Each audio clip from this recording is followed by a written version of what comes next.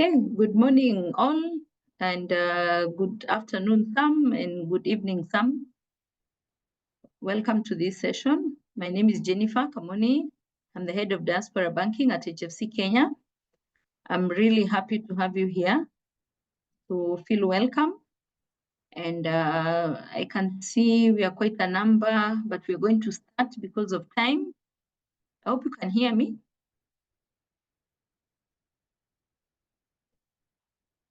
Yes, you're audible. You're audible? Okay, good. Yeah. Thanks. Yeah, so today we are here to discuss some investment opportunities back home in Kenya. And we are honored to have the High Commission in Ottawa.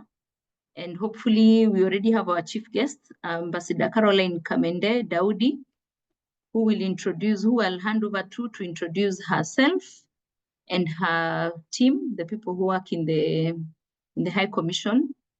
So I don't know if Ambassador Caroline, you're here.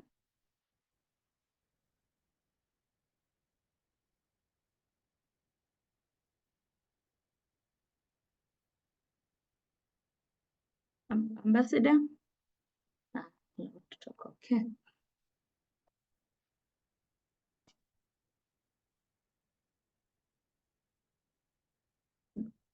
Caroline?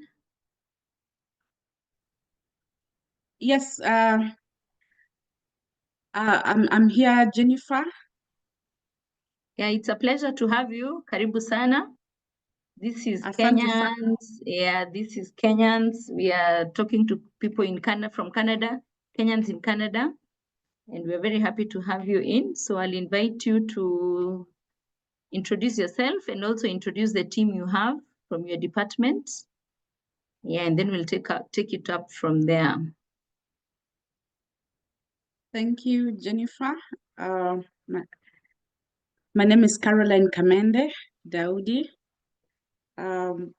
Jennifer was my classmate all the way in high school at Alliance Girls High School many years ago. And it's just by coincidence that we find ourselves here in the same forum. I will just quickly go and introduce my team. I have no way of knowing who has joined in, but I can just introduce my team. I'm sure they are logged in. My deputy, the deputy head of mission is Ambassador Moni Manyange. I don't know whether Balozi you're in.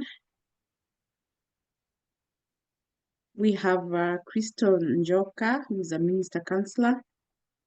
We have Grace Mbabu, a minister councillor and the administrative secretary. We have Mr. Abel Njuguna, the head of chancery and minister as well. We have Osman Mohammed, who is our foreign relations officer. We have Rosemary Chemutai, the immigration attaché. Then we have Francis Ominde, who is our finance attaché.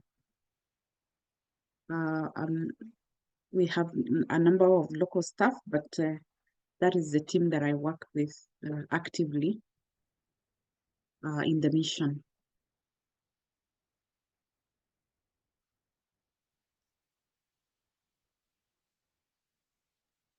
Okay, thank you, Ambassador Caroline. Yeah, so thank you for that. Then I will also introduce the other guests who are here with us. From the ministry, from the State Department of Diaspora Affairs, we have Mr. Edwin Limo. Mr. Edwin Limo, you can say hi. Hello. Thank you, Jennifer. My name is Edwin Limo, as Jennifer said. I'm a director in the State Department for Diaspora Affairs. I work in the Liaison and Partnership Division. Okay, thank you. Thank you, Bwana Limo. Thank you for joining us. From Canada, we also have Mr. Ephraim Maina. Mr. Ephraim Maina is the president of Canadian Association, and is also the chairman for Pamoja Canada Diaspora. And we also have other Kenyan community and religious leaders who are present from different provinces and territories across Canada. So karibuni nyote.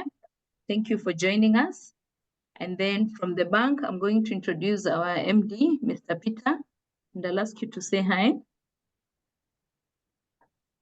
Hello and good evening.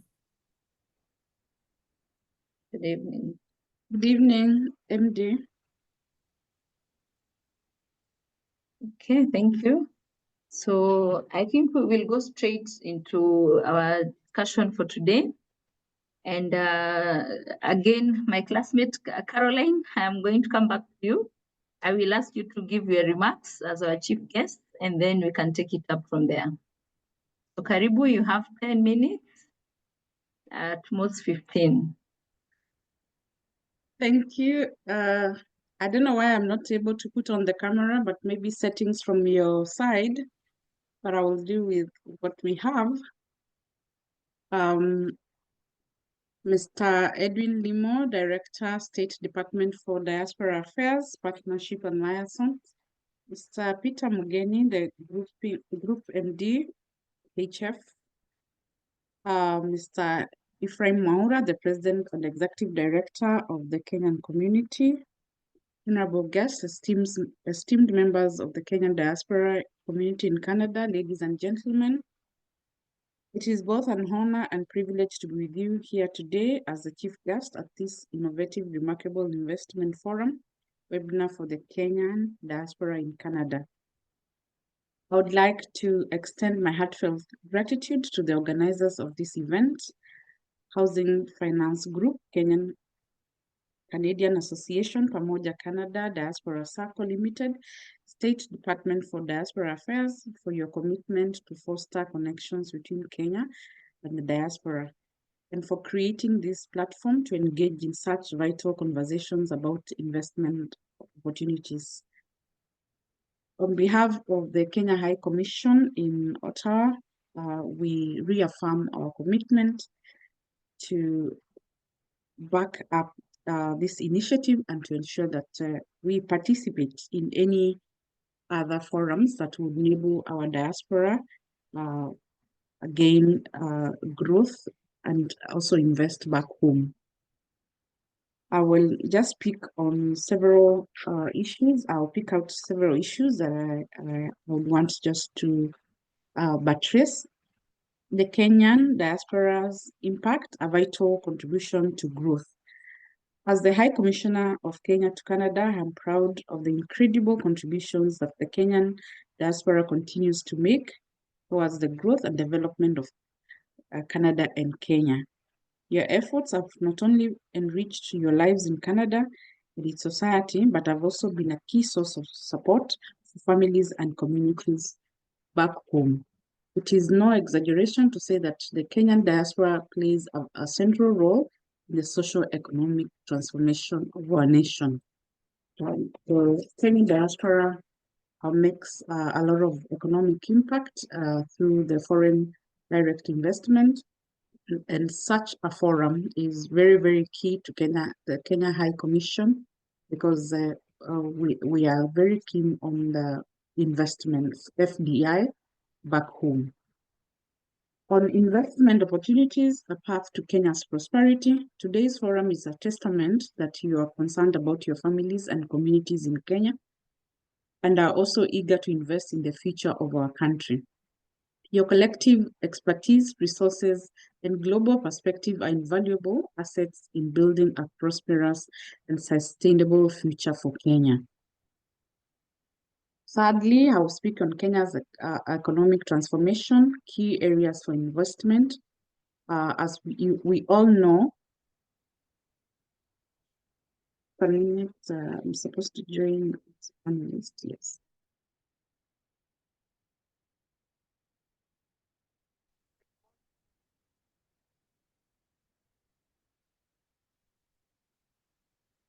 Sorry, I was accepting promotion to a panelist from an attendee. So I will continue. So on Kenya's economic transformation, which the key areas for investment, as we all know, Kenya is undergoing an economic transformation with a robust growth trajectory. The government, under the leadership of the President, His Excellency William Samoei Ruto, has prioritized economic policies that create an enabling environment for business, investment, and innovation. There are countless opportunities in real estate, agriculture, technology, energy, and manufacturing that are ripe for investment. And I encourage Kenyans here in diaspora and Kenyans back home to seize those opportunities and invest back home. On empowering the diaspora home ownership, and this is where HF Group comes in. And we all know the ownership of property, especially a house, apartment, is the foundation of wealth. It was always said when we were growing up, you'd rather own a house or a piece of land than a car. That is a movable property. First, you create shelter for your family, which is true when you own a home. And secondly, you enhance your capital base to grow financially. Land and house, we all know, not depreciating assets. Third, you empower yourself with another vehicle to access loans to further build wealth. And this is where HF Group comes in. And the journey starts with taking an affordable mortgage through affordable housing or other bespoke mortgage products that are provided by HF and other Kenyan banks. I'm a lawyer by profession, and I started on a high footage because I was doing cases in the law firm that I worked for against HF CK as it then was. And that's when I realized that most of the people who owned mortgages in the 70s, 80s, 90s, and early 2000s, and even now, have a story to say about HF Group, HFCK then, because it is this institution that enabled civil servants and many employees to access land in the I must say estates, because I remember most of the cases, the mortgagees that came to us owned houses in Iroai, Buruburu. Then I was young to appreciate, but now I'm old enough to appreciate that actually this organization has had an impact on home ownership of most and majority of Kenyans. Your impact cannot go unnoticed. And for that, I also encourage the diaspora, including myself. I'm now a diaspora, to seize this opportunity that you've granted us so that we can invest back home, and especially in home ownership through mortgages. And I'm sure you will explain to us later in the day about your rates and how we can access them so that we can also spread the gospel here. I'm very keen as the High Commissioner here on this aspect of diaspora diplomacy. So you will, I will keep engaging with you so that we can make sure that our diaspora is informed and how to access you, how to reach out to you when we are still here, how to invest when we are still seated in Canada back home. On the government initiatives, that is diaspora focused investment programs, distinguished guests. Last year, the government of Kenya unveiled several investment initiatives focused on diaspora savings and investment, with an emphasis on investing in government securities through the low CSD, investment within the capital markets and banking products, investing through diaspora cooperatives and opportunities in green or climate financing. It was noted that financial flows from the diaspora could be enhanced through capital market investments, bank deposits, stocks and bonds, loans, asset-backed securities, and derivatives. We are keen on maximizing the diaspora potential. I am very keen as the High Commissioner here in Canada, and I will speak on your role in Kenya's development. I'm just about to wind up, Jennifer. Ladies and gentlemen, I wish to applaud the conveners of this forum for their timely reminder that we must tap into the potential of the diaspora community, which is well positioned to contribute to Kenya's development. You have the knowledge, capital, and network to make a substantial impact. I encourage you all to take advantage of this unique position and explore the myriad opportunities that await you in Kenya. Whether you're considering direct, just a minute, now you can see me. Whether you're considering direct investments, supporting startups, or contributing to development projects, the time to act is now. And I think with this support from the HF group and them having brought it to our door, the time for us to seize the opportunity is now. On simplified investment processes and the support from the Kenyan government, Kenya's government has made significant strides in simplifying the investment process. There are tax incentives for diaspora investors, and through initiatives such as the Diaspora Investment Program, like this one, we aim to ensure that the investment process is seamless and efficient.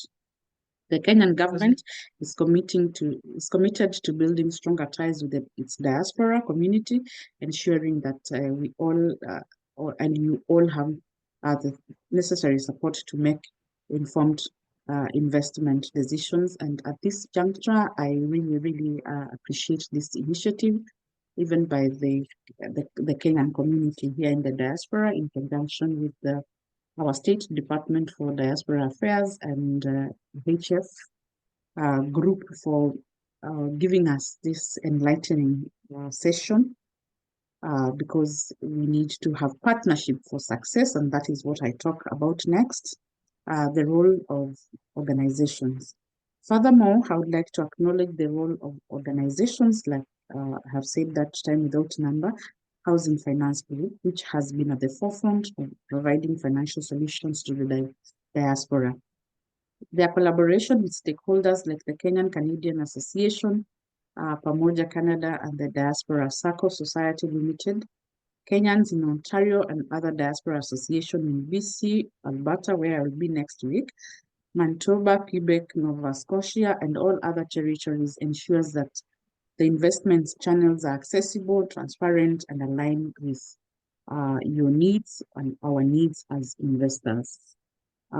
Jennifer, next time, I think we will do better in terms of just getting not only one community on board, but there are very many groups that I'm learning of. I'm new also, and I'm now learning. I will encourage all the other organizations where I go to have such sessions. There's very many Kenyan community diasporas, and I applaud President Ephraim Maura for taking the lead and the initiative, and equally encouraging to bring on board all the other organizations and presidents. There are very many, and the Kenyan diaspora here in Canada is very strong. It's a very strong outfit. It's an institution on its own, and this is an institution that I intend to tap into and introduce and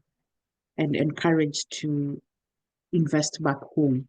And I undertake and reaffirm our commitment and support your initiatives as the HF group. Whenever you require us, please reach out to us. We will be able to disseminate the information as far as possible in collaboration with the State Department of Diaspora Affairs. Networking and collaboration, building lasting relationship. This forum is not just about discussing investment opportunities, but also about building relationships and sharing knowledge. I look forward to hearing from the speakers for today that have been lined up, and I will gain, and I'm sure we all will gain knowledge on how to do it.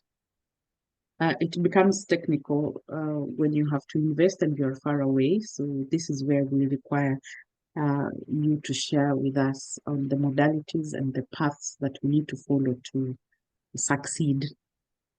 So to the HF group, the connections you make today could spark collaborations that will lead to greater success, not only for individual investors like us, but also the country as a whole. I encourage you to exchange ideas, ask questions, and explore the full potential of the opportunities before you. As have undertaken before, the Kenya High Commission, my group, my team, we will be ready and willing to liaise with you on how to make this initiative a success. In conclusion, let me express my deepest gratitude to each and every one of you for the invaluable contribution you continue to make towards Kenya's growth. Your involvement in this forum today is a clear indication that together we can unlock immense opportunities and make Kenya a destination of choice for investment. As we move forward, let us continue to collaborate, share knowledge, and support each other in our efforts to contribute to the progress of our beloved country, Kenya. Thank you once again, and I look forward to seeing the lasting impact that this forum will have on our investment journeys. Asanteni sana, God bless you.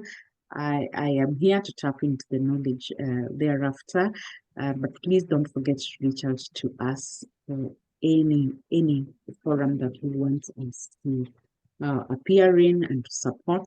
We will be in the forefront also to take up these initiatives and invest back home. Thank you very much. Hey, thank you so much, Balozi. Asante sana. Thank you for your commitment to work with us. We really appreciate. Just to also remind you, we have all the groups here. So we have other religious leaders. We're not only dealing with one circle. So we have all of them, they're invited. Yeah, so thank you so much. And we really appreciate your remarks. So I'll move now to the State Department for Diaspora, and I'm going to invite Mr. Edwin Limo. Mr. Edwin Limo, please put on your camera and give us a few 5 or 7 minutes. Karibu sana.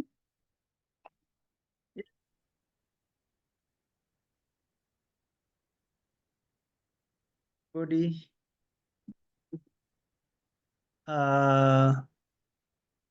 Yeah, I don't know whether my video, I'm in a place where the light is not enough, so I'll see when I can put on my camera. But just to start us off, and I thank you so much, High Commissioner Ambassador Caroline Kamande, Mr. Peter Mageni, Managing Director, HFC, of course, Jennifer, our host, the General Manager, Diaspora Banking, HFC, colleagues, ladies and gentlemen. I just want to take us through a short overview of State Department for Diaspora Affairs and tell you what we are doing and what we seek to do for diaspora communities like this one that Jennifer has managed to bring on board.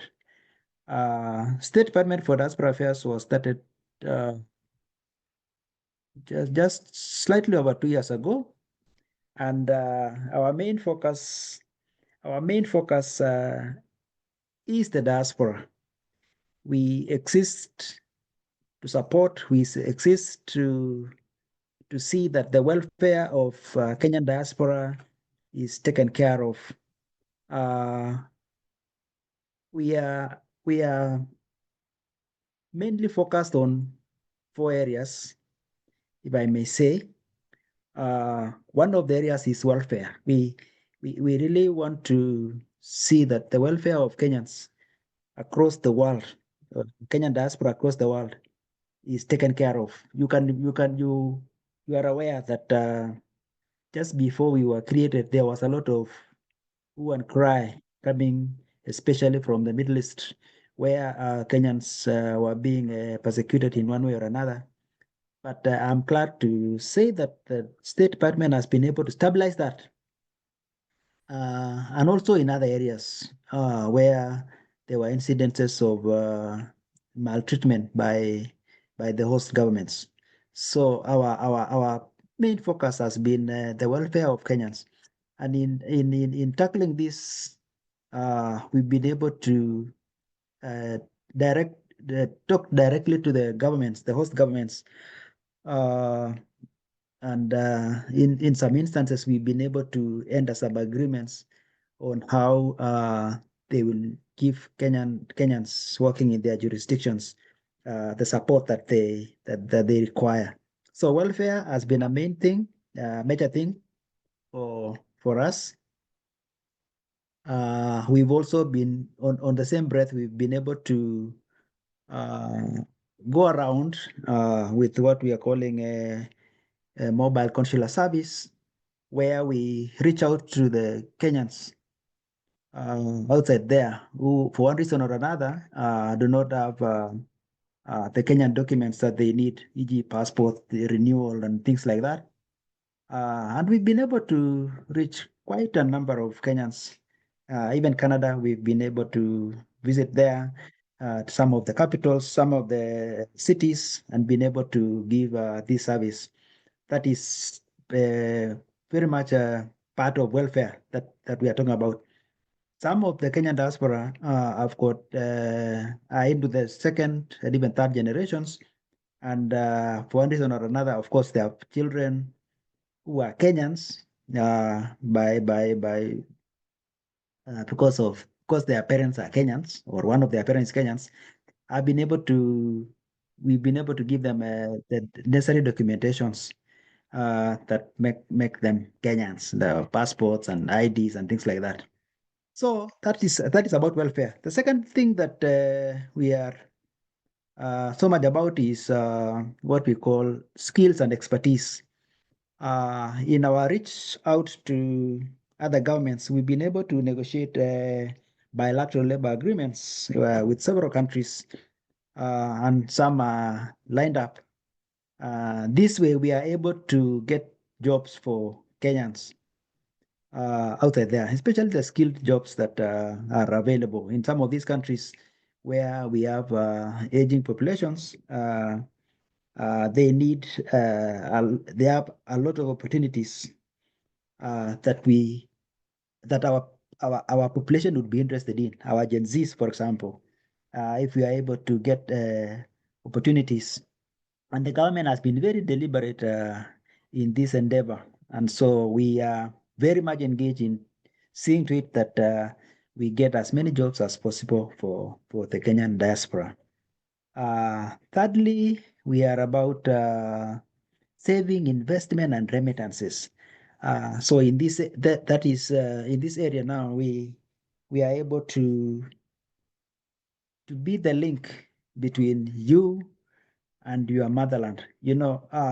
Being government, you are able uh, to trust us more than even you can trust your family, because we will direct you to the right people, the right partners, the right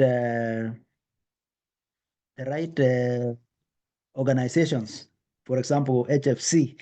So when we tell you you can invest through HFC, it is because we know them and we can vouch for them, and we can be the go-between. You as a diasporian and these organizations that are lined up to do things for you. There's been a lot of challenges when it comes to real estate, for example, where you are able to you want to invest in real estate, and you trust some organizations, and many people have been conned. So many people have been conned. So one of the things that we do is be able to vet some of these organizations, and when we direct you and tell you you can invest here or in this organization, we can vouch for them, and we can walk along with you to make sure that whatever you're investing in, you get good returns. The other thing that we do, of course, is to build partnerships. Now, like we have a partnership with the Housing Finance Corporation. We seek to work along them in terms of what they are doing now. And also in partnership, we try to build a rapport with the organizations like yours. The High Commissioner mentioned that there are so many diaspora organizations, for example, in Canada, and the same is replicated across the world. There are so many groupings of Kenyans diaspora organizations. So part of the thing that we do is try to bring them together, try to have them focused and facilitate their activities in trying to facilitate them so that they can deliver in their objectives that they were set up. So in terms of saving, investment, and remittances, we've been trying, and we are working towards making your investments as seamless as possible and as smooth and rewarding.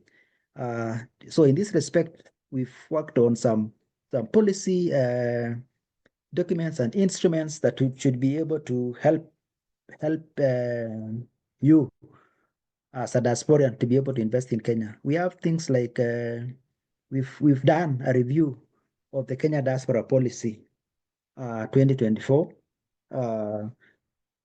We've also launched State Department for Diaspora Affairs strategic plan. At the moment, we are finalizing on diaspora investment strategy, which is in the final stages. I'm sure some of you have been consulted in terms of public participation, and you are invited to give your opinion and ideas on what you think this one should look like. And the other thing that is being worked on by several institutions in government is what the High Commissioner mentioned. We have a diaspora bond. Diaspora bond is being worked on, and you should look out for this. Maybe in the beginning of the next financial year, we will be able to roll out something that will be beneficial to you as a diasporan and will be of interest to you, even as you seek to invest in Kenya. So the High Commission has mentioned a lot of opportunities for investment in Kenya in the real estate. For example, we have affordable housing, and there are many opportunities for you to invest in it, be able to own some of these properties that are coming up. And most of these are government sponsored, so it will be very easy for you to be able to plug in in this area of real estate. Finally, let me just mention that government is very keen on the success of diaspora. State Department of Diaspora Affairs exists to support you. Sometimes we come to you and we are asking for we want to know your details, we want to know where you are, we want to know just a few things about you. And one of the things the challenge that we faced is most diasporians, Kenyan diaspora, are a bit jittery when we ask for their details. So this is an area that I really want to urge you to be able to trust the State Department. We are there to support you 100%, 101%. We are not.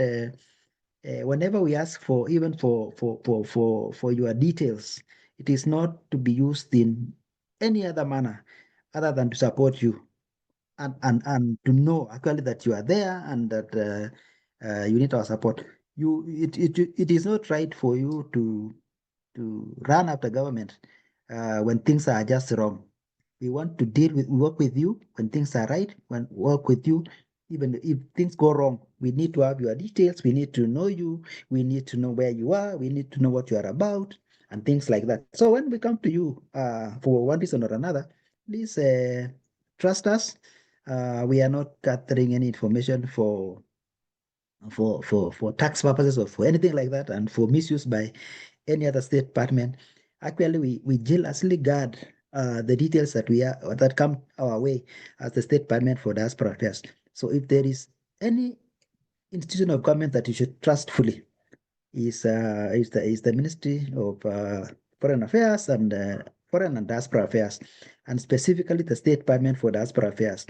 We will work with you and support you in every way. So with those many remarks, I wish to hand over the meeting to Jennifer, and wish you a fruitful discussions even as we hear what HFC has for us. Thank you very much, Jennifer. Okay. Thank you, sir. Thank you so much, Mr. Limo. It's always a pleasure to have you with us when we are holding this session, and your team. So thank you for the support. Just a reminder to all of us, you can type your questions on the Q&A as opposed to the chat. So please type your questions at the Q&A. We're going to answer them after the speakers. So right now I'm going to invite MD for HFC, Mr. Peter Mugeni, who will talk to us about the organization.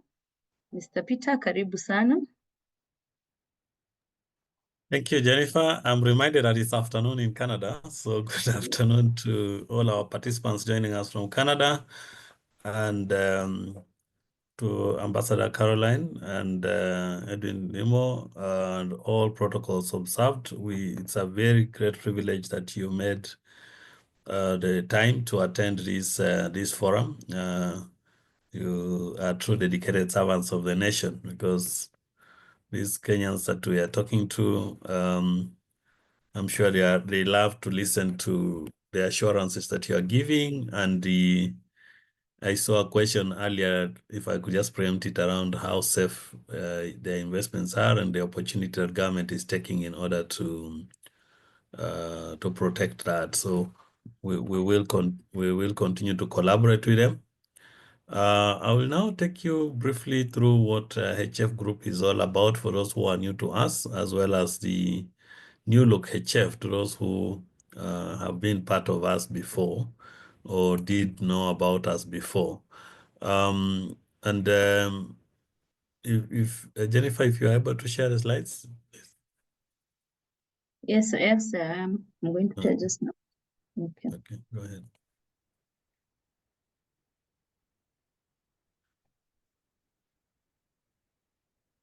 Okay. I would also like to take this opportunity to introduce my colleague, Joseph Chikove, as well, who is Joseph Chikove is our Director of Treasury and Custody and Financial Institutions and Markets, and he will be talking and addressing the comment around the investment opportunities that we have, and what we are willing to share with you from a global perspective and also a micro perspective in terms of what is on offer from HF itself.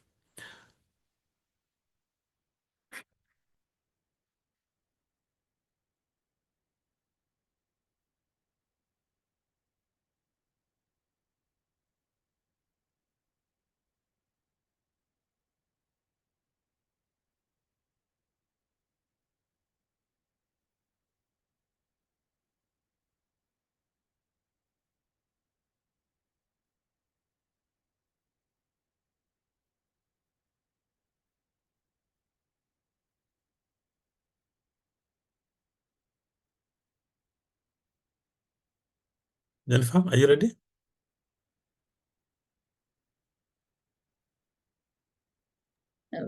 Peter, just 1 minute. We are having a small challenge here. I'm sorry about that. Okay.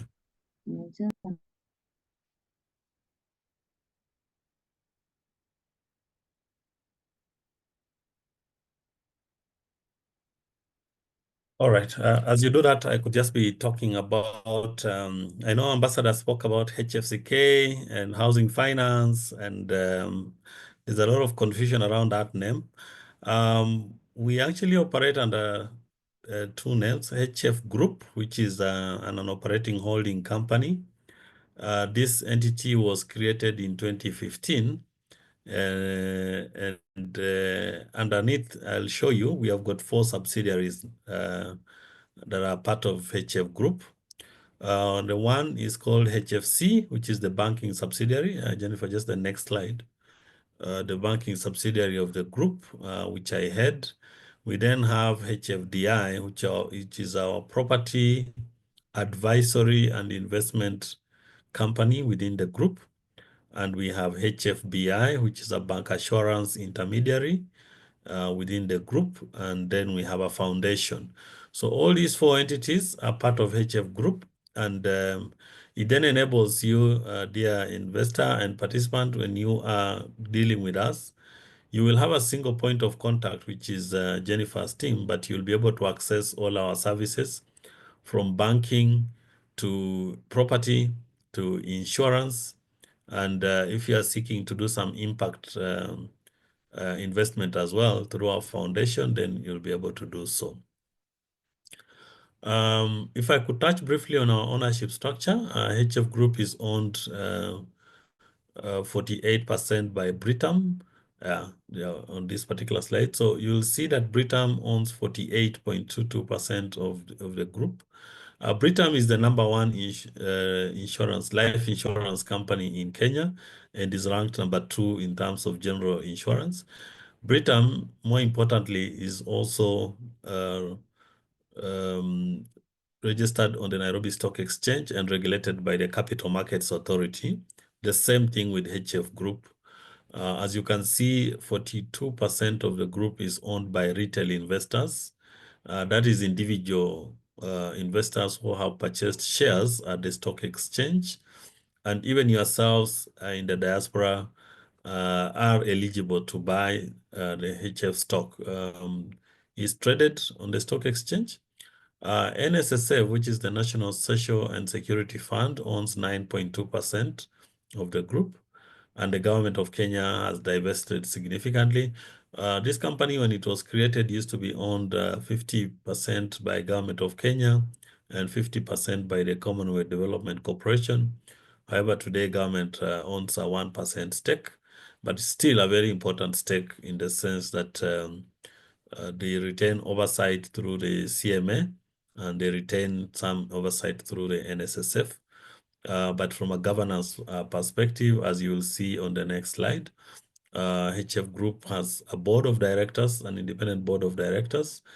And out of the board members that you see, which are on the group side, the chair of the group is Professor Olive Mugenda, who is an independent non-executive director. We also have 2 other independent directors on the board, and that's Dr. Anthony Omerikwa and Dr. Ann Kimari. Mr. Tom Gitogo represents Britam, and Dr. Benson Wairegi.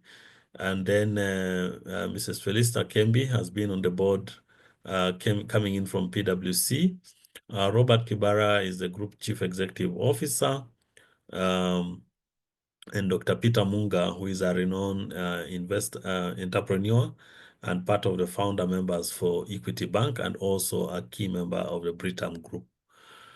From the banking and the other subsidiaries side, we have majority of the board members. If you could move to the next slide. Majority of the board members for the other subsidiaries are actually independent directors. So Dr. Kaushik Manek, who chairs the board of the bank, and then Mrs. Shilpa Haria, who is the chair of the board audit committee. Mrs. Jen Kilonzo chairs the board credit and board risk committees. And Dr. Dorcas Modoni, who chairs the board ICT committees. All those are independent directors. And then Mr. John Mwendwa is also an independent director, mostly representing the HR matters at the board. And then Robert and myself are the non-independent directors, but Robert sits on the board of the bank as a non-executive director, and I am the executive director on that board. All these are very renowned professionals in their fields, and they are all vetted by the central bank as well as the Capital Markets Authority. So to the earlier question around how safe your investments are, both the central bank has oversight over the institution, but also the Capital Markets Authority has oversight over the institution. We've got a senior management team that has been running this institution. All the members of the senior management team that you see here have been with the institution for more than 3 years. The average tenure served is 4.5 years.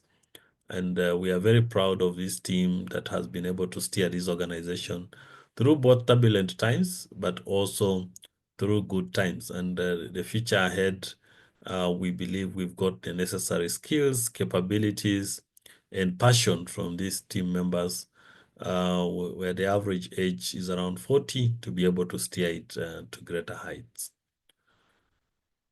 Now, I will tell you a little bit about what has happened in the last 5 years in particular. So if you look at our key statistics, we've got 22 branches across Kenya, a deposit base of about 48 billion Kenya shillings, and a gross loan book of about 45 billion shillings, 280,000 customers. We are hoping that some of you will join that number. 635 staff for the group, and on the property side, we've got about 3,200 plots that are available and other properties that are available for those looking to invest. All these are verified properties, which any of you who is looking at investing in property would be able to get access to. And Jennifer and team are on hand to guide you through that process. If you look at the, just move the next slide, how we are structured. As I mentioned, we do have a property and investment subsidiary. This focuses on both dealing on our own property portfolio, but also on other property portfolios as a super agent. They also do estate master planning, layout. Then they get all the necessary approvals and they are able to sell on behalf. Then HFC, which started off as a mortgage lender, and that's where Ambassador Caroline was coming from, but with full service banking capabilities, HFBI, the bank assurance, and the foundation. Below the bank, as you can see, we are organized around 4 main pillars. We've got retail and business banking, which handles personal banking. So all the needs of a personal banking customer, right from a child's account, which we call the treasure account, all the way to retirement plans. We've got ultimate banking, which handles our affluent customers. We've got business banking that deals with small and medium enterprises. Institutional banking that deals with government banking, parastatals, SACCOs. We've got a wealth which deals with investments and being able to do trusts and management of succession. And then we have the mortgage business, which is our anchor business for which we continue to excel.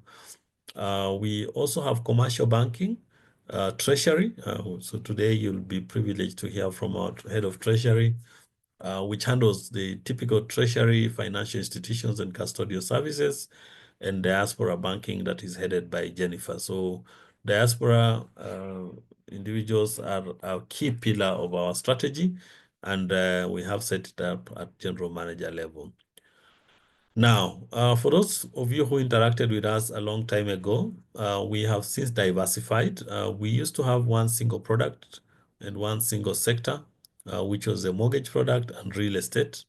But now we have got multiple business segments and a diverse product offering, like I mentioned, around personal, commercial, business, diaspora, and mortgage business. And so you are dealing with a more enhanced proposition, and we are leading with capabilities in all these spaces.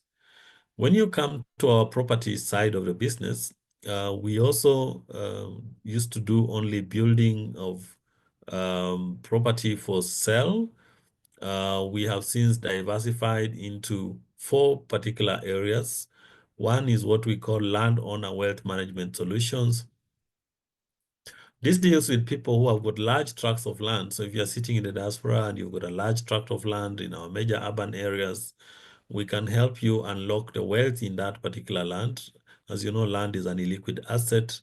By master planning it, creating a gated estate community, making sure it's age certified, and making sure that then you can be able to subdivide it into individual plots. We then, as part of the master plan, also provide layouts for the typical residential accommodation that can be built on that land, and then we help you sell. The other area into which we play is the affordable housing space. We support the government's affordable housing agenda on two fronts. One, we can help the people that are in the diaspora if they have a proposal to package it to meet the government's affordable housing project criteria. And government does offer up to 15 tax incentives, which Ambassador Caroline did speak to. But many people do not know what it takes to benefit from those incentives, so we support that process. But also for the developers that have put up the houses, including the government's own Affordable Housing Board, we help in offloading of those houses in terms of sales. So if you are looking for an affordable house, you can either go to Bomayangu itself or you can come to us and we'll be able to assist you in that process. Then we have a property advisory and sales services. If you have a property and you're looking at what is the best use for that property, we would be able to assist with that. And finally, the HFDI has a mortgage origination and fulfillment business. So rather than just now doing the development and sale of houses, this entity has evolved into a much more wider space, but more focused on advisory, wealth management, affordable housing partnerships, and then mortgage origination. The same thing with our bank assurance intermediary. This used to provide only mortgage insurance protection. As you can see, our major shareholder is an insurance company. So if you're in the diaspora, we are able to package solutions that are very unique to your needs. Just recently, Jennifer was presenting to another diaspora or grouping, I think that was in Finland, that were looking at health insurance and last expense insurance. But we also do many others, including protection of businesses, protection of personal accident, protection of domestic contents. So if you have built a nice house here and you are worried as to whether your property is safe, we can provide both burglary and fire, but also provide domestic package insurance for the contents, actual contents. If you are looking to travel, we can arrange for travel insurance and individualized medical insurance, including for the older members of the society. We are aware that a number of our diaspora customers do in fact support their parents at home and other community members at home, but sometimes they don't know and are not sure of how to go about this. And also when these people go to hospital is when they are asking for bills to be paid, but with a medical insurance plan, including covering some of the elderly members, that would be very useful. The other one, in terms of our research as to where the money goes a lot, is in the medical education expenses. And we do have a very nice, well-structured education policy program that can assist as long as you identify the beneficiaries very well, and it also pays returns while you are doing it. So again, our bank assurance intermediary has really metamorphosized into something more fundamental. We have our strategic foundations, which speak to our purpose, mission, and values. And our purpose is actually enriching lives. 3 years ago, we went back to the archives and looked at the people who originally formed this institution. And this institution has been around for 60 years. So with us, we've been around for that long, and we intend to be there for the next 100 years to come. So when you're investing in us or investing with us, you're investing for the long term. And we found out that when they set up this institution, it wasn't really about just providing housing. It was about enriching lives. It was about, if you get a house, is it a home? Is it a space, a beautiful space into which you can bring up a family? And we really care about things like those. And our vision is to be a top 10 banking group by being the most dependable and loved. Dependability is critical to us. And so we value the trust relationship that you give to us. But in return, we promise to be dependable in terms of the needs that you have. Our mission is enriching lives through financial empowerment. So we hope that at the end of this session, you'll be thinking about how you intend to be empowered and how we can partner around that. We've got 5 values, which we summarize into sticky, and that is stewardship, teamwork, being innovative, being customer-centric, and acting with utmost integrity. We don't just state these things, we are very deliberate and intentional about them. How we like to be known and seen as? One, as simple, fast, and efficient, but also as a friendly and happy bank. Banking is such a, it used to be very stressful in the old days, and so we expect that either when you engage with our colleagues and our staff and relationship managers, that you'll experience this, but also in the spaces that we operate in, that you'll want to see this. We'll try and deliver all solutions digitally, and then in terms of the spaces you find when you come, they should be beautiful and encouraging for you to come through to interact with us. Solutions oriented, and if we do all these things, we believe we can be successful and profitable. So, just a little bit to touch about on this property business model. Ambassador Caroline did speak to the need around owning some property. Our research indicates that a majority of us want to own something of value.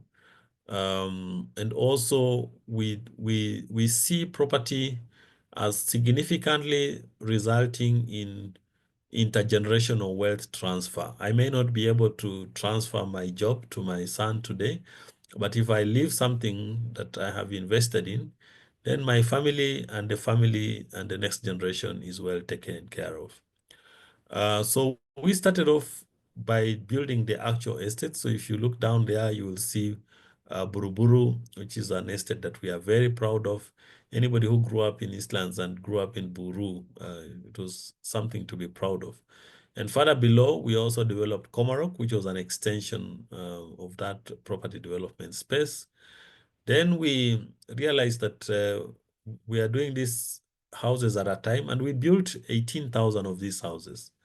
But then we realized if we partner with other people with land also, through joint ventures, we can do other developments.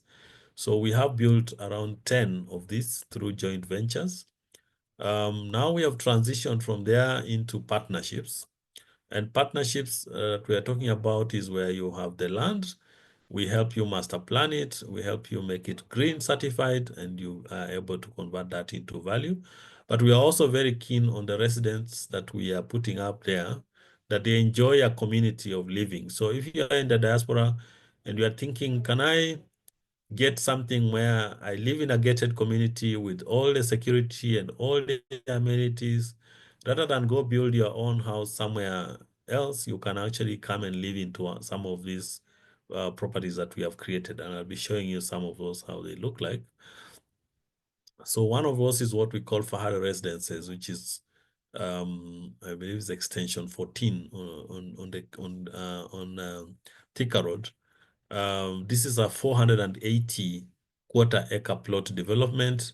We give you 6 house typologies, which you can build, and we can also support you from a financing perspective to buy and also to build.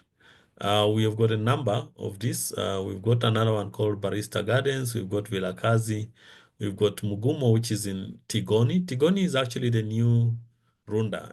People are now moving away from Runda into Tigoni because it's more greener, it's less crowded, and it's more exclusive. But we also have everything for some people who are not able to afford those high-end developments. Our Mangu Gardens development and our stables are an eighth of an acre plots, which we are selling from 2.5 million Kenya shillings. We will do the math in terms of what the Canadian dollar equivalent is. So these are the typologies of the houses that we provide. Once you've selected what it is that suits you, we will then work with our architects and our quantity surveyors to put up the housing plans for you, as well as the estimates of the construction costs. And then we will then assist you, select the people that will be able to construct these houses for you. And if you require financing, we'll be able to finance it for you. What you see on your left is our Barista Gardens property. This is a 300-acre development that is coming up off Kiambu Road in a node near Committee Road. That area now has very nice schools, international schools, such as Wood Creek, Crawford Gardens. Is near Tatu City, and is very well served by a network of roads and infrastructure. So we are very particular about where we pick and where we master plan. And then we don't just sell you the plot like the other land selling companies do. We sell you a lifestyle in that development, and we make sure we deliver on that service promise. This is Vilakazi. This is off Mombasa Road. For those who haven't been in country for some time, Mombasa Road has now been expanded into an expressway, which is a 27-kilometer road from Westlands Landing just after Mulolongo. And this development sits just about 2 kilometers further down that road. And it's a nice gated master planned development. What you see is the typical house. That house has actually been completed. So if you want to view and get through and understand what it looks like, it looks very nice. To buy the plot and build would cost you just the equivalent of about 15 million Kenya shillings. But again, what we are selling is the gated community, ability to determine what it is that you want from a house typology yourself, rather than box you into a corner in terms of the spaces that you want and how you would like to your property to look. This can also be an investment alternative. Once it's built, it can be rented out to generate a return. Yeah, and just from a proof point perspective, we have a mobile banking app, which as soon as you're able to download and get on board, you can begin to transact. We have a card. We have all the facilities that you need in order to be able to bank with us from wherever you are. And our mobile banking app won the best mobile banking app in Kenya in 2023. In terms of our customer centricity journey, we've also been voted. We've received excellence in customer experience awards. Second place in this year, we've just collected this award. So out of the 38 banks and 1 mortgage finance institution, we are actually doing very well in terms of our ability to deliver on our customer promise. Enough of me now. And in the mortgage business, we continue to rank best. So if you are looking at borrowing in order to either build or buy a property, earlier Ambassador talked about the property options that are available. Look no other way. We have been voted the best bank in mortgage finance in the Think Business Awards for 2024. And we did also get a best property finance solutions provider in 2023. So we have the brand, we've got the credibility. We've been around for 60 years. We've got a team that is able to deliver, led by Jennifer here. Our mortgage finance head was also voted the best woman in real estate in Africa last year. So you are dealing with a team of specialists that you can trust. And at this point, then I'll return it back to Jennifer. We will take questions, like we said. If you put them on the Q&A, we will continue to answer them. And then we will also handle a few at the very end, time allowing. Thank you for listening to me. Thank you. Thank you. Thank you so much, Peter. That was quite engaging. and informative. So I'm going to invite Joseph Chikove, our Director Treasury. Chikove, you only have 10 minutes and then we can take Q&A. Okay, thank you, Jennifer. Good afternoon for those in Canada and good evening to my colleagues here in Kenya. All protocols observed. My name is Joseph Chikove. I'm the Director, Treasury, Custody, and Financial Institutions. And as Peter had talked more about investing in property and land, I think diversification is key when it comes to investing. And on my side, I'll talk more into the financial markets, what opportunities are there in the financial markets, and how then HFC can help you to invest in the financial markets. Before I go there, maybe just a quick roundup in terms of what's happening in the financial markets. In the global economy, I think post the pandemic and the geopolitical tensions, we've now seen economies cooling off in terms of inflation. You've seen major economies cutting rates down, especially last year, US, Canada, UK, the Eurozone.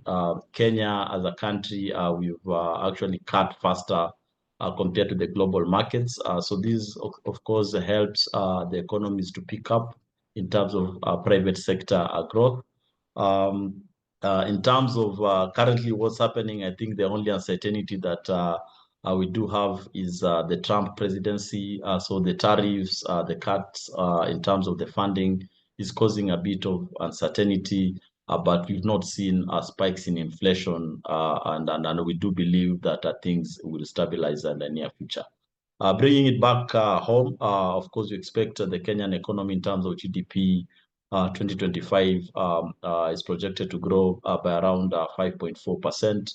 Of course, supported by resilient sectors, especially the service sector and the agriculture sector, and expected growth in the private sector. In terms of inflation, this has been well anchored. It's within the CBK target of between 2.5 and 7.5. As at end of January, inflation came in at 3%. So this is well anchored. We've seen interest rates coming down. Central bank and the government have really pushed our banks to lower interest rates so that they can spur economic growth by lending into the private sector. And we've seen rates significantly dropping. In terms of the exchange rate, I think towards half of 2024, we saw huge gains in terms of the Kenya shilling appreciating. This year it's been very stable, and our expectation is for the same to remain stable throughout the year. Hence, making investment decisions, business decisions much easier, and also making Kenya attractive in terms of direct investments. So back into the financial market space. So in terms of the products in the financial market space, so I'll just quickly touch on them. So of course, we do have the fixed income, and these are basically the government securities, treasury bills, and treasury bonds. So they are called fixed income because they do offer fixed interest payments at certain points of time until maturity of the same.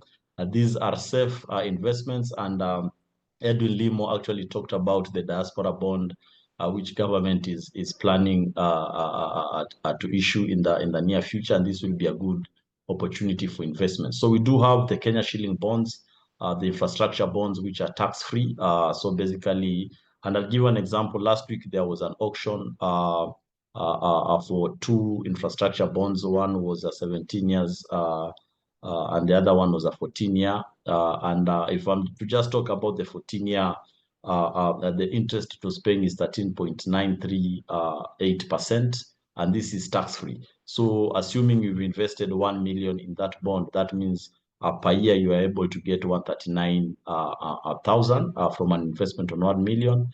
and it pays interest payments every 6 months. So that means every 6 months you get your 69,000.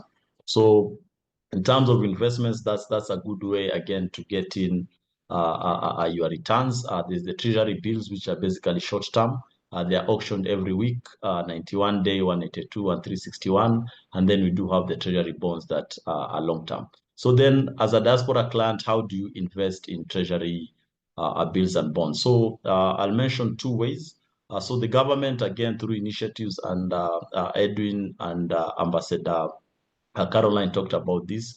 So the government through CBK introduced the DAO CSD, so where you can log in and open your CDS account. So a CDS account is basically an account where your bonds are sit. So while opening your CDS account, there's a settlement bank. So whenever you want to pay for a bond, you need to instruct your bank to send money to CBK to buy that bond.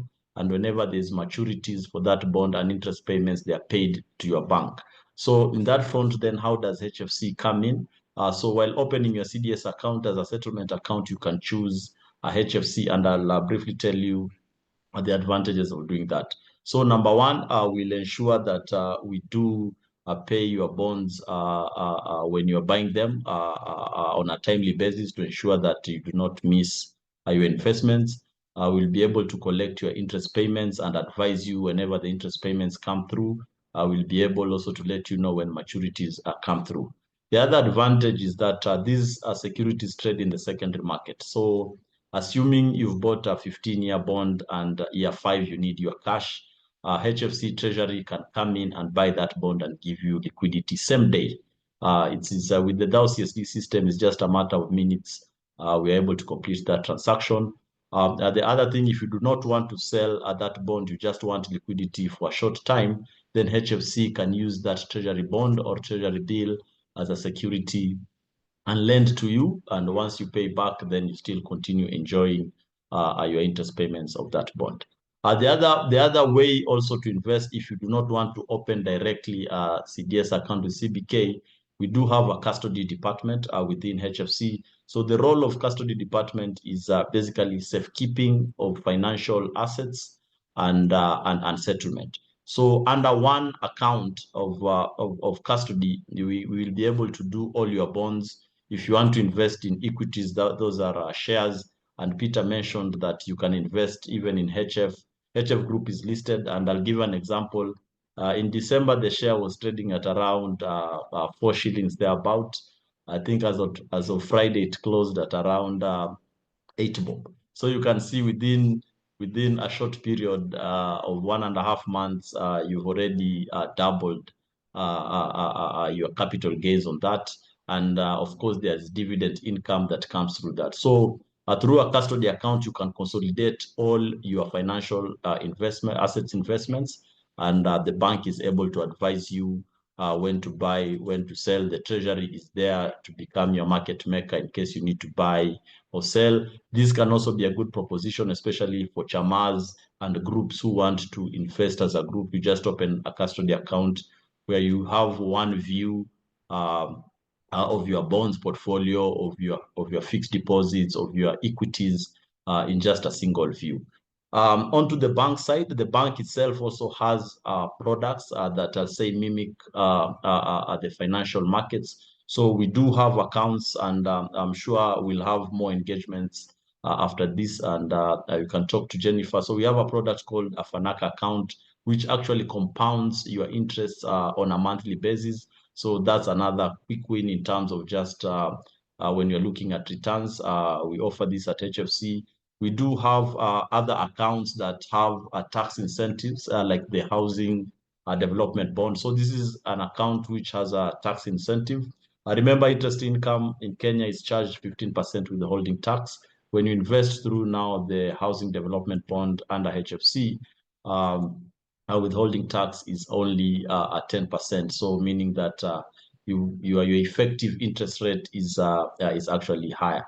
I think the other bit I want to talk is about exchange rates. So our global markets department has the capacity to price very competitively when it comes to foreign exchange rate, and we are happy to have a conversation with yourselves whenever you need to do any exchange. We'll be able to offer you good rates. We are also doing partnerships with the remittance companies to ensure that your money gets to Kenya safely, very fast, and also cost effectively.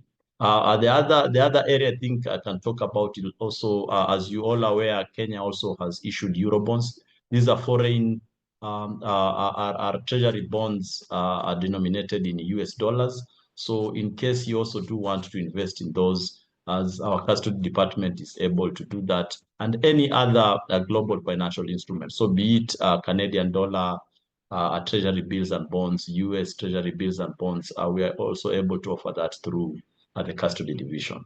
So I'm sure, I know the time is short, but I know this is one of many engagements, and even outside this forum, I'm happy together with Jennifer to engage with all of you. Thank you so much. Back to you, Jennifer. Okay, thank you. Thank you so much, Bwana Chikove. Asante sana for giving us Money Matters. Now we'll quickly go into the Q&A, and I'm going to read the questions, and I'm going to ask the team, the panelists or the speakers to answer the questions. If you still have any other question, please type it on the Q&A, and we're going to read it. So I'll start with the first question here. And the first question is, how long will the meeting end? I think this one we don't need to answer. We are hoping to end it when we're done. So there is, what sectors offer the best investment opportunities in Kenya? How does the government protect diaspora investors from fraud and disputes? So what sectors offer the best investment opportunities in Kenya? That is one question. I don't know who wants to pick that. Jennifer, I'll handle that, and Chikobe will add something. Okay, So, thank you.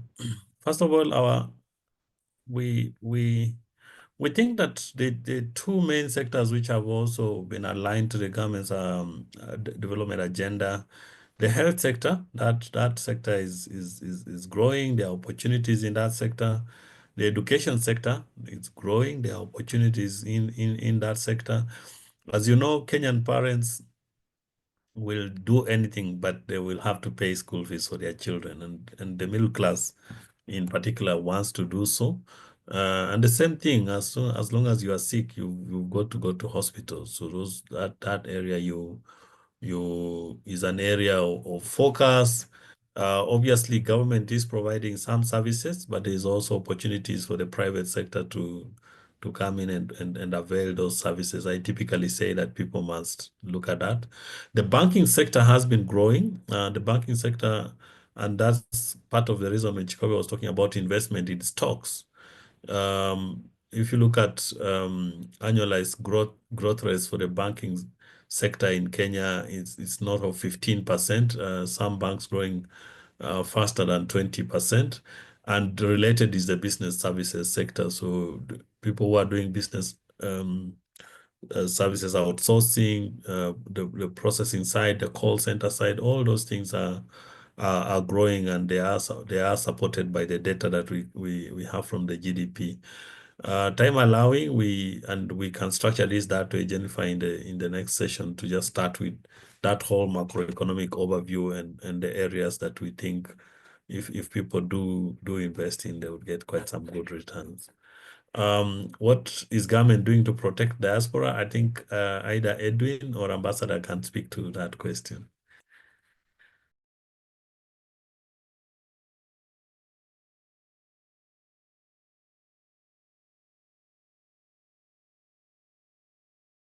Edwin, if you are still on the call, I think that you alluded to it earlier in terms of the State Diaspora Department for Diaspora Affairs and how you are handling that. Perhaps, Jennifer, what we can do is post their contacts at the end if he's not able to talk, but I see he has unmuted now. Thank you. on this one. As government, we are very keen to ensure that the investment from diaspora is protected. And to this end, we've put in place policies and guidelines that are able to ensure that any investment is protected. And secondly, one of the very basic things that we do is to be able to identify authentic partners, like HFC, for example, so that when you put your investment there, we almost certain that your investment is protected. So we have partners and partnership. We build partnerships with organizations that we are sure your investment will be safeguarded. Apart from, of course, the laws that we put in place and that are in place, that government has put in place for protection of such investments. So legally, generally, investments are protected, and yeah, that's what I can say for now. Okay, thank you, Bwana Limo. So Mr. More is asking, what are the partnership opportunities for organizations like Pamoja Canada Diaspora Circle when it comes to exploring real estate investment and bank assurance for their members, for our members? Yeah, I'll tackle that. Thank you, Ephraim, for that question. Partnerships are at the core of what we do, and we like people who are organized because then, number one, it's easier to offer professional advice, but also there's possibility of scaling. So, like we, as an institution, the part of what I was describing earlier, when it comes to real estate investment, we know it, we understand the legal processes, we've got the networks and connections, both at the lands registry and the county governments, all those processes that would otherwise be very complex for people who are sitting in the diaspora. Our name and reputation precedes us. We'll be able to navigate that for you, whether you are buying for just capital appreciation or you are buying for redevelopment, and even for your individual members, ability for you to pass on value to them. Secondly, we have savings plans for SACCOs. I mentioned earlier with our institutional banking team, we have very unique individualized products for SACCOs both here and in the diaspora. I know one of the issues that people outside even in markets like Sweden and yourselves grapple with is the return versus, you might find that your returns in those markets are in typically 5% and below. And you see here, we working together with the custody teams, you can generate returns north of 9-10%. But then your money is also protected. It's part of why I was explaining that we are regulated both by the Central Bank of Kenya and the Capital Markets Authority. So part of the instruments we offer is in the banking book, which will be protected by CBK and Kenya Deposit Insurance Corporation.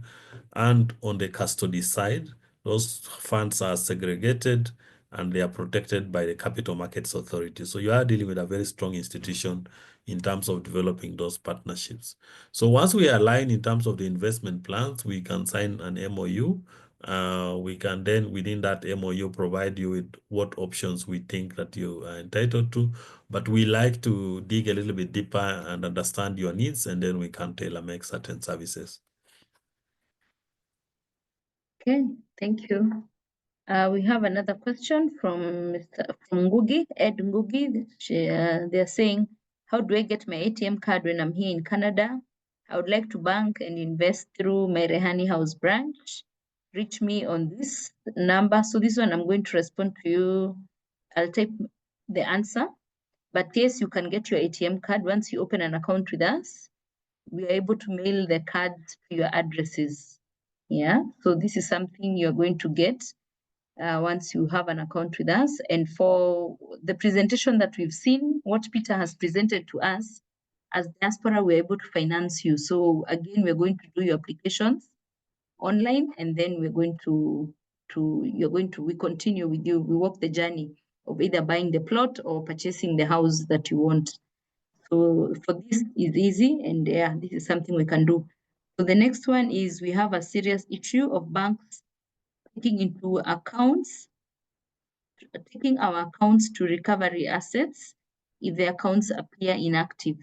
If such a law exists, it inhibits investments by people in the diaspora who invest in lump sum basis. So this is about money, Peter, going to... Yeah, UFA. So we do have a USA. law. Yeah, we have a law that protects. I think in the past, all this money just used to stay in banks. So the law protects you because the money goes to the unclaimed financial assets authority, but the money belongs to you, it remains yours. So the government doesn't take that money and then it expropriates it.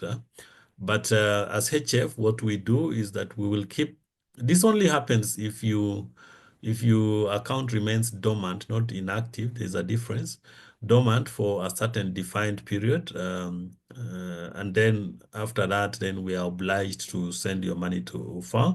However, what we have committed to do as HF is to have a strong, dedicated team of relationship managers to whom you need to constantly engage.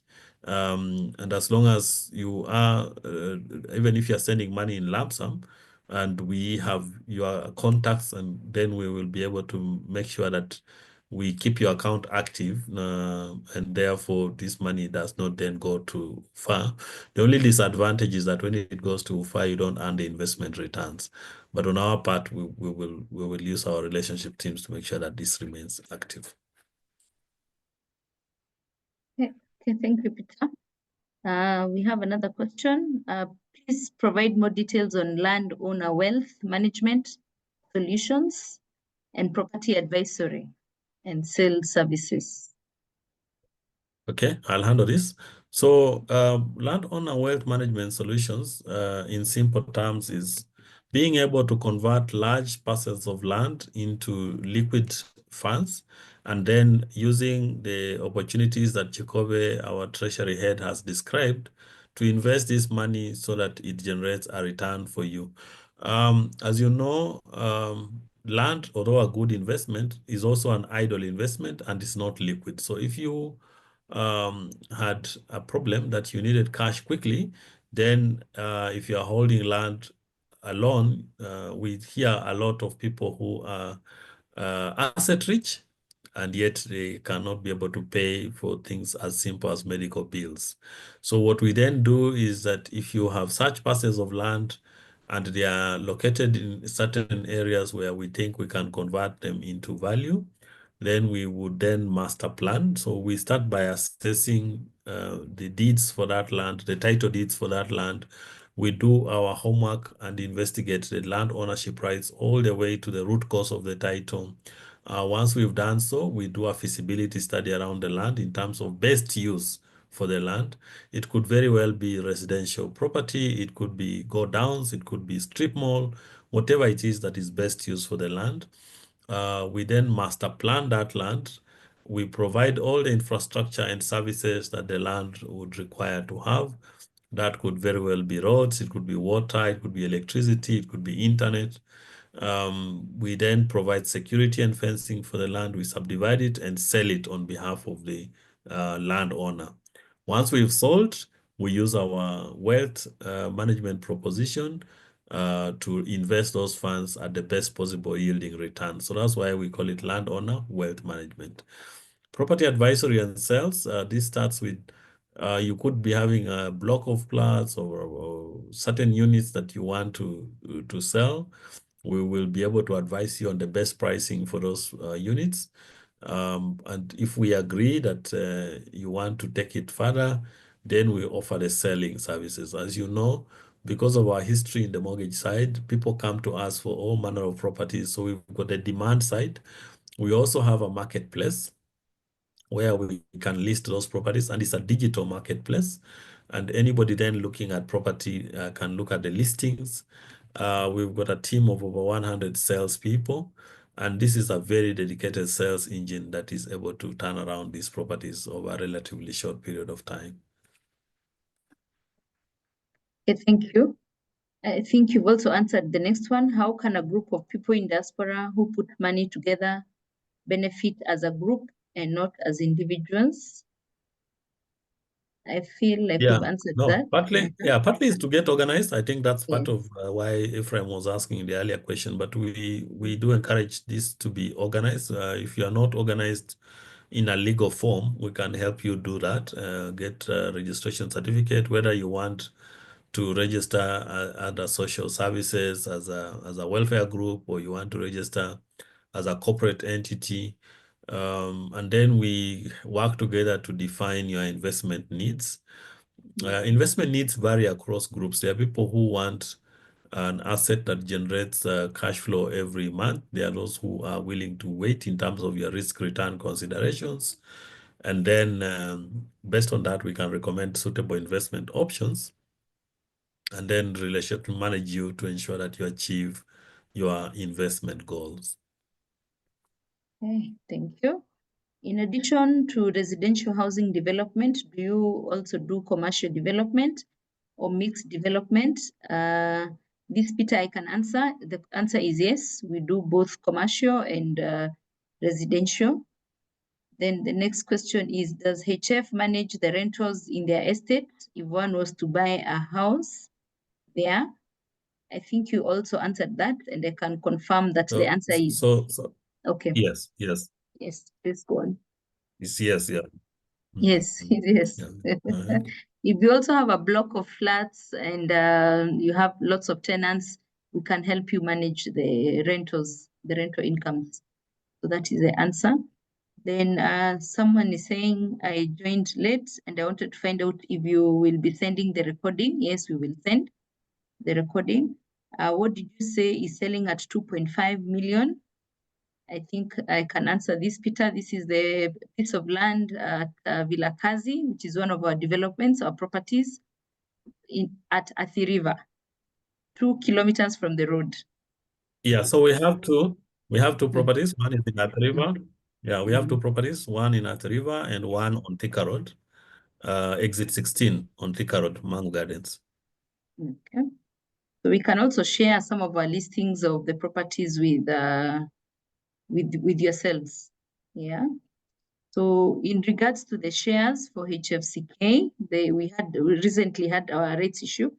I missed out on the rights issue, and the reason is that I was sent a letter, but it was time bad. What options do you have in terms of people in the diaspora to receive such information in time? Wow. Chikobe, you want to take this? So I would encourage, I can take that, yeah. So first of all, I would really encourage people who invest with us and invest in us to regularly visit our website. We do get 20,000 visitors, but mostly they come from the US and the UK. And one of the reasons we started this engagement is we want to reach everybody else in wherever location they are in, and we'll be doing those road shows. So, but all the information is considered publicly available when it's posted on the company's website, and we commit to make that information as current and up to date as possible. All our investors were able to actually self-serve from that, from our website, because it could take you straight to the portal where you could buy and also send money and invest. I want to say that is not all is not lost. You can continue to buy the stock in the market today. Without calling this investment advice, we do believe that this stock is still undervalued and there's still opportunity to create more value for yourself. Okay, thank you. So the next one is still about the link that we'll share, which we've confirmed we will share. Then the other one is, I want to buy a house from you. How much will a 5-bedroom house in Tengela cost me? I think this we can take it privately, Mr. Mutunda. So I'll answer to you as I continue reading the others. What charges are there for the custody account? And also, if I was to use their bonds as security, at what rate would you lend to me the funds? What charges are there for the custody account? And also, if one was to use their bonds as security, at what rate would you lend funds? So thanks, Jennifer. So for custody fees, we normally charge an annual fee of the asset annualized of the assets under management.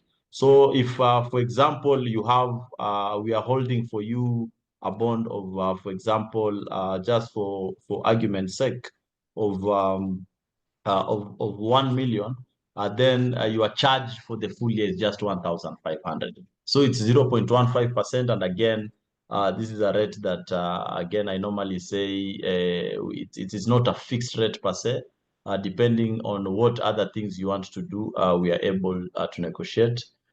In terms of the other question, what rate will you be charged if you're using your bond as security?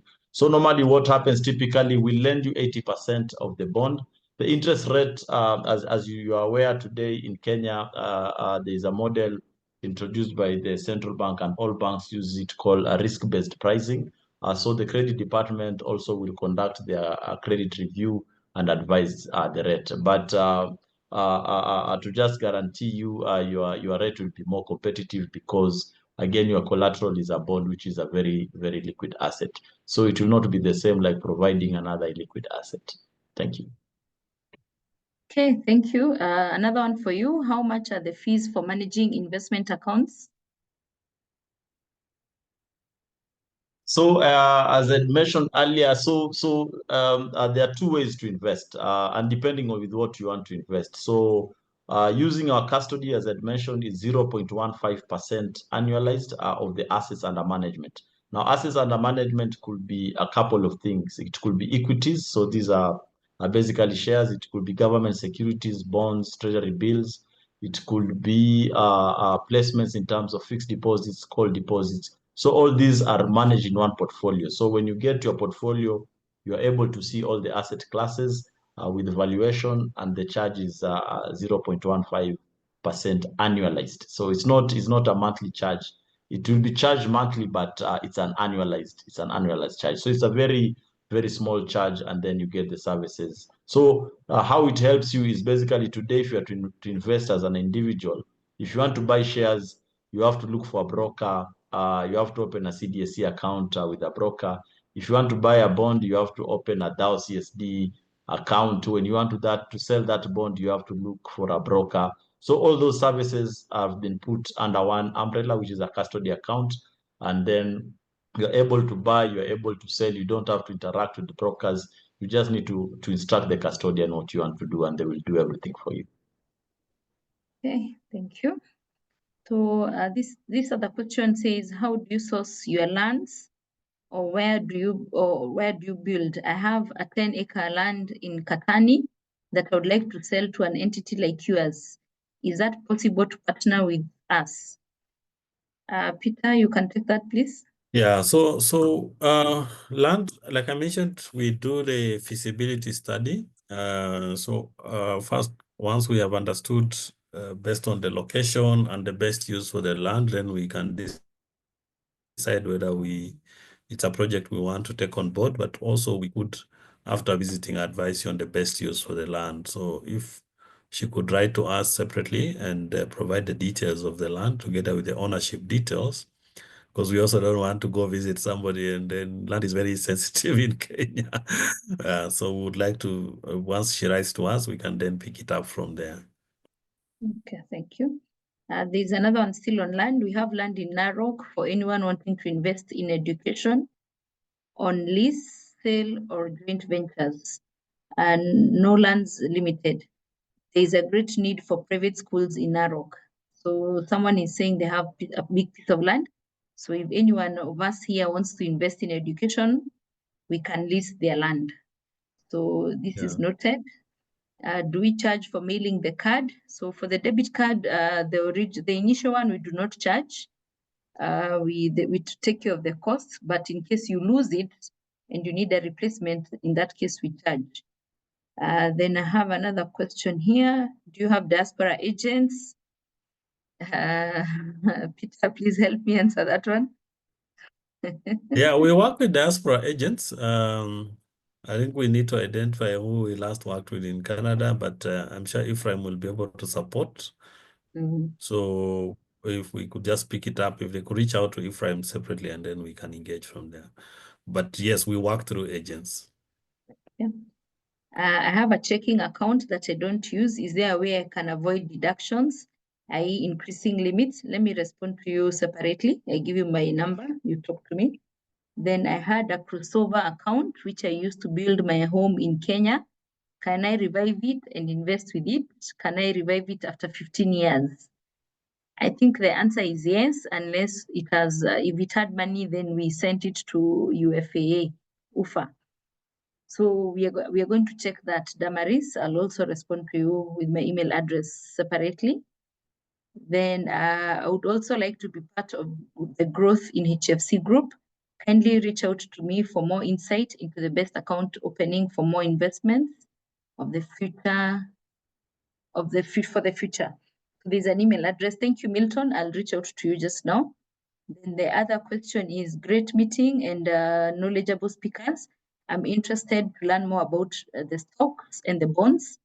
Thank you, Balozi, for the event organization, for your commitment to engaging the diaspora in meaningful investment opportunities back home. Your insights and leaderships are invaluable in strengthening connections and fostering economic growth. This is from Pauline of KWICA. It's she's recognizing ambassador. So thank you, Pauline. This is noted. And then we have Ambassador Caroline. You wanted to respond to that?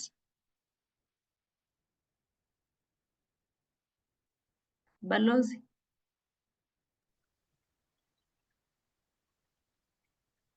I can read it again. I take the compliment. I take the compliment, and as I had said earlier, I am committed in venturing into this space of enabling Kenyans in the diaspora invest back home. So, Pauline, thank you very much for the compliment. Okay, thank you. Is that land for, the next question is that for land in Nairobi or anywhere in Kenya? That question is for Peter. I presume that is for the landowner wealth management. This is for Yes. major urban centers. Yeah, it's only it's land in major urban centers. It's not limited to Nairobi. Yes, thank you. For the partnership with landowners, how does it really work? And how does HFC recoup the invested capital amounts? Does HFC finance, build, maintain, and operate the property? What is the project maturity duration? Okay, so I think that question could be twofold. The first one is around where we were doing joint ventures. If we are doing a joint venture, then obviously there's money that HFC would put in from a financial perspective, and the owner puts in land. And the returns then need to make sense because it's a partnership. But the landowner wealth management solution is an advisory solution. So HFC does not invest capital. We will provide the advisory services on the land's best use, what it would cost to put the land in sellable condition. And those costs will be regulatory, for example, approval, subdivision costs, infrastructure costs, and all those costs. Those costs are expected to be met by the client, so the owner of the land. If the owner of the land doesn't have the money, then we can discuss the financing option. But in that particular option, in that particular solution, HFC does not invest its own capital. Does HFG finance, build, maintain, and operate the property? What is the project maturity duration? So I want to be very specific that there are two things that we don't do anymore. So we don't build houses for sale ourselves. And we don't finance people who are seeking to build houses for sale either. If you are building houses for investment to earn a return on them, then we would be able to consider those proposals based on the ability of the client to, number one, deliver on the project, two, meet the repayment obligations. And then you must always remember that the ownership of the project is actually for the client. It's not for us. So we don't do those build, operate, maintain, and then hand over. All the titling and everything else will be done in the name of the client.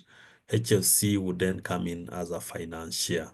So those are two separate solutions. The one is advisory. The other one is financing, which are very different solutions. There are so many. Okay, then I'll read a few. I think I start with the comments that don't need answers. One is saying, thank you for the insights. Thank you. Also, funeral expenses cover. Do we have funeral expenses cover? Maureen. Yes, so that's the last. Yeah, Maureen is here. Okay. Yeah, Maureen is here. Why don't you just allow Maureen to talk to this area? Yes, let me allow her to talk. Yeah. Thank you. So as I allow her to talk, I can be reading another question. If you want to invest in areas around Kisumu or Western Kenya, do you currently have any properties there that I can buy? Peter, as I open for Maureen. So again, let's take that comment, Jennifer, and respond to the client directly. We would like to understand a little bit more around whether they are looking for residential property to invest in, or they want land to buy. So I mean, it's a bit broad-based and generalized, and I don't want to give a generalized answer. Which is, of course, we do have properties around Kisumu, either from the partnerships we have, or some of which we are selling. Okay.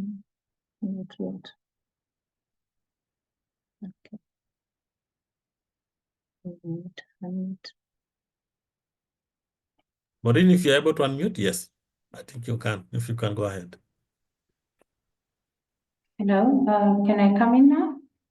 Yes. Right. Greetings to everyone, all protocols observed. I think I'll just go straight to the question that has been asked. No, just introduce yourself first. All right, okay. Yeah. So my name is Maureen Stefan. I look after bank assurance at HF Group.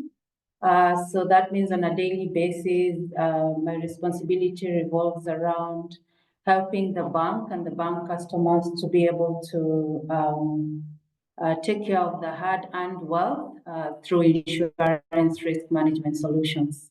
So Jennifer, I'm not sure whether you are able to go through the slide for the offering we have on last expense, or should I put it up?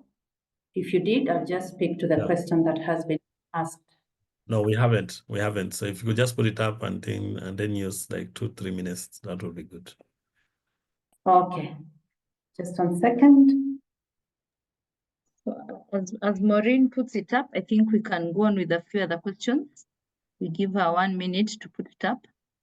So someone is saying, I may have missed it, but does the bank have a group of contractors that we work with that we can recommend for customers?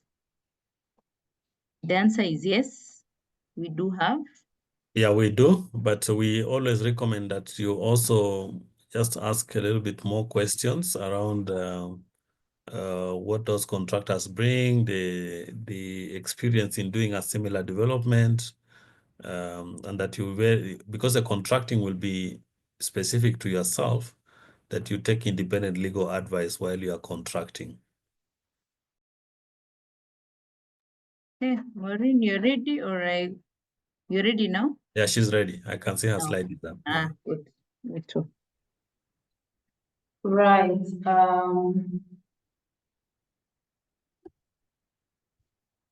Second. HF Bank Assurance Intermediary is one of the 4 subsidiaries of HF Group. Just by way of introduction, this could have been spoken to before, but that slide just speaks to the subsidiaries we have within the group. And on this next slide, it speaks to our foundations. I believe this was covered previously by the previous speakers as well, because it covers, it cuts across all the subsidiaries. That was covered. Yeah, thank you. Okay, right. So then I go straight to the solution for repatriation and last expense that I have seen some queries around. So we have a plan for last expense that covers the family members as well as, let me just enlarge this. Okay. Yeah, so we have a plan that covers the family members, all your family members, up to a maximum of 4 children. It also covers your parents and your parents-in-law. And we've also been able to customize this recently to be able to cover your siblings. It pays within 72 hours of submission of the required documents. We do have very many options, I think up to about 6, ranging from 50,000. The cover is denominated in Kenya shillings, all the way to 500,000, and covers children aged 18, and any child aged above 18, from 18 to 24, then you will provide us, or rather the insured will be required to provide proof of schooling. So it has some waiting periods. So assuming you sign up for the cover tomorrow, it has a 1-month waiting period for the main member, the spouse, and the children. And for the parents and the parents-in-law, then the waiting period is 3 months.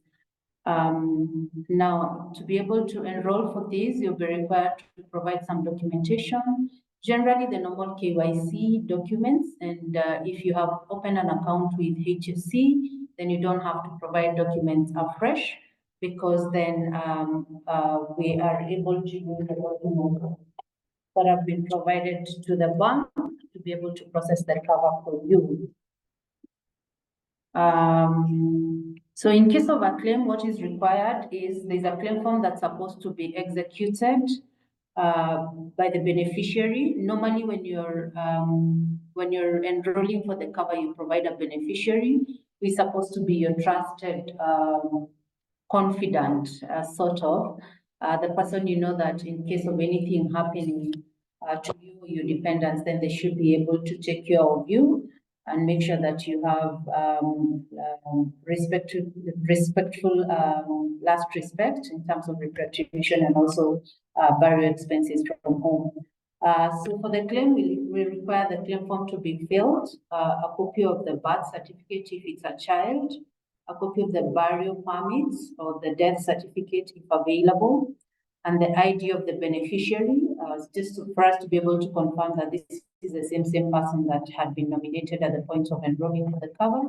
And then if it's an accident, if the death is as a result of an accident, a police abstract will be required. So these are the options that are available, but it's not cast on stone. I think it's good for us to mention that usually our approach is to customize to meet the needs of the customer. So should you feel that the limits are not within what you're looking for, we should be able to sit down and craft something for you. I spoke to the scope, and I think the only thing I'd add in this slide is if you have more than 4 children, then there's also an opportunity to be able to cover them, but at an additional cost. So the cover is based on single claim. So it means if you have claimed once, you'll be required to reinstate the cover for you to enjoy the benefits.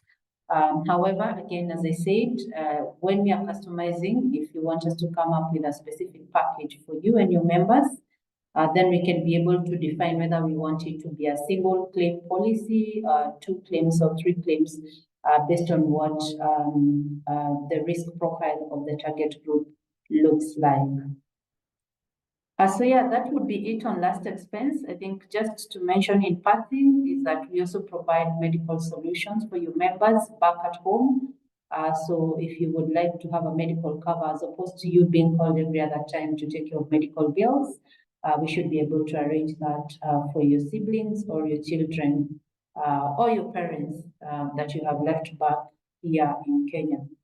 We also have savings plans for education. So should you be willing to consider saving for your children's education, which is also coupled with a protection cover should anything happen to you as the breadwinner, that is something we can also be able to provide. Lastly, I think for any loan that you will access within our group, I'd just like to mention that we package a cover for credit life within that loan, so that then in case in the unfortunate event that the borrower is no longer with us, we don't have to go and auction the family. All we need to do is to submit the documents to the insurance company and have the claim processed and the loan paid off. So gone are the days when banks used to go and auction customers every other day. So there's this option of taking these covers, which can actually be able to take care of that unfortunate event should it happen. Lastly, we have savings plans around the whole life cover. If you'd like to plan for your legacy, for the ones that who probably would be planning around retirement, and after that, even when would like to maintain a certain level of stability for their members, even in their absence, then a whole life policy will be able to help you with legacy planning. Finally, we also have pension plans for the ones that are not in any formal pension plan or formal employment, and maybe are in business. We could be able to structure a pension plan for you, because without a doubt, one day we will all be able to grow old. Yeah, so that would be it. I hope I have been able to respond to the queries around the last expense, and I'm really grateful for the opportunity to also be able to list for you or just inform you all the other options that we have. So for this last expense plan, as I close, we have partnered with Britam. Britam is one of our key stakeholders within HF Group, and is one of the biggest companies in Kenya. I'm sure most of you know about Britam. But we are open to discuss should you be willing to look further or to partner with a specific company. As a bank insurance intermediary, we are allowed to trade with all insurance companies in Kenya as licensed by the regulator. Thank you, and back to you, Jennifer. Okay, thank you, Maureen. Thank you, for that. I think we are running out of time, and I'm being reminded that that time is running out. We still have a few more questions here. I don't know how we're going to do this. I think I'll pull this out, and I'm going to respond to you specifically. Yeah, because I can, but some of them can the slides be shared? Yes, we will share the recordings. Some of this we are going to do what you're asking. What documents are required to open an account? I'm going to respond to you directly. So I think let's not read these questions. We will pull them out, and then we can do an email, and through the leaders that we have here, then we can have them shared to your various groups. Yeah, I hope that is okay and doable. It is. I'm told it is. Okay, so thank you so much, all of us for joining. Thank you so much for taking time to listen to us. We're really looking forward to working with you. For those of you who are asking about small groups, we are ready to talk to you. I'm going to put my numbers here on the chat, and our contacts, even for the diaspora team, I'm going to run them here. So I will ask that we end it there. So thank you so much, Ambassador Caroline Kamende, for joining us. We really appreciate you and your team. Thank you, Bwana Limo, and also thank you all of us for attending. And I also want to thank the leaders. There are various leaders from the Canada associations and any other groups that were here. We really appreciate, and we're going to keep having these conversations. So thank you so much, and have yourselves a good afternoon. For those of you in Kenya, have yourself a good night. Same with us who are in Qatar, we will have a good night. So thank you. Unless there's someone who wants Thank to you. say Yeah. something. Jennifer, maybe please. just to reemphasize that we'll be having a physical presentation in Canada Yes. in the Yes. course of the year, Yeah. but we'll plan well in advance and we invite everybody to attend. Yeah. Okay. All right. Thanks everyone, and have a good afternoon and good evening. Thank you. Goodbye all.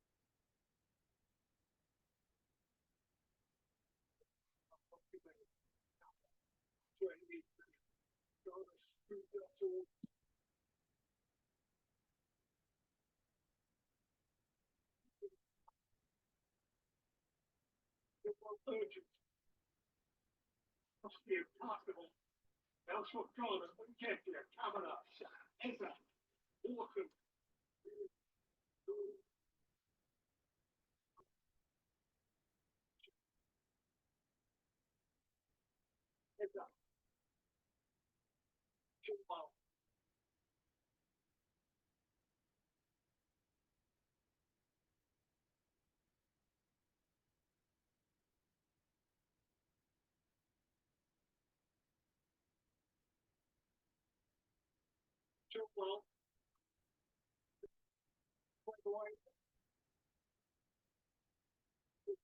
vulnerable to a counter attack here.